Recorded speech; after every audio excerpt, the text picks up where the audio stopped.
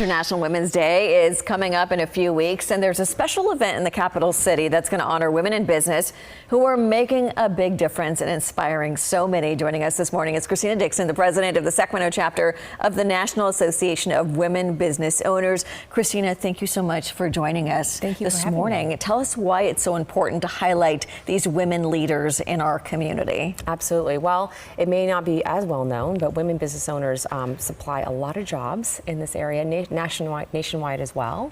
And really what we're doing is recognizing women in a variety of different categories. So not just women business owners, but executive women, women who work in nonprofits, and those who are kind of achieving all kinds of different things. Absolutely. And would you say it's gotten easier to become a business owner as a woman? I don't know. I don't know that I would say that. Yeah, I mean, I think it's been challenging since the beginning. I think there are more paths to success now, but you still have to, it's just a lot of grit and perseverance. Absolutely. What are the roadblocks, do you think, that the average woman faces trying to open up a business? I think access to capital, starting up is a big kind of, I mean, a lot of people are doing this on the side while they're working a full-time job to get started, but really getting that business up to a place where it can be your full-time job is a big roadblock. Okay, so you have more than 100 women who are finalists today. What are some of the different categories that they were nominated for? There are 6 categories. So achievement against all odds, recognizing women who have overcome incredible odds to build their business. Executive Women Award, so non-business owners in executive positions that contribute a lot to the community. We have the Vision Award, which is recognizing nonprofit women in that space. Vision, and I'm trying to think of a few others. There's 6. I'm losing count now.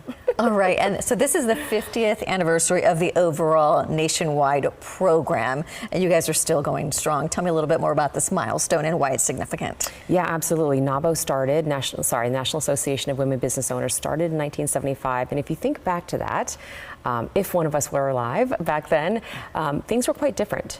Back in 1975, and even when our chapter started in 1987, a woman could not actually open her own business account for her company, or she could get a line of credit. So that's kind of incredible when you think about that. So we have come a long way. We have come a long way. In that sense. And what is your message for other women right now who are watching us and say, I want to start a business? I know it's hard, but what would be your message to them? I think it's worth dreaming big, reaching for the stars, and looking for resources and finding your tribe, really. Absolutely. And if someone wants to attend your event, how can they do that?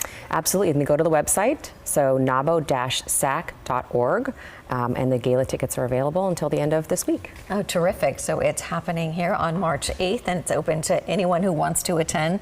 So go on out there and support women in our community. And congratulations to all the finalists, more than 100.